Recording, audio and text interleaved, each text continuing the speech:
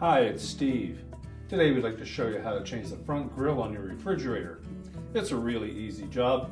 Let me show you how we do it. Now we've removed the bottom drawer out of this refrigerator to give you a better view of this repair. As mentioned, on this front grille, there is a fairly rigid clip on the bottom.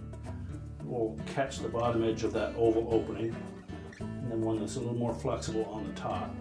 So to install it, we're going to line it up, pinch in, and then we'll tuck the bottom edge of that grill in first, and then press in the top.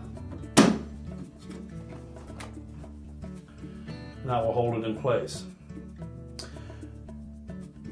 Now when cleaning this refrigerator and you want to remove that grill, to do so, we suggest that you just carefully flex the top of that to release that upper tab, slide all the way along to the opposite side, and again just flex it slightly to release that top clip, and then pull it away.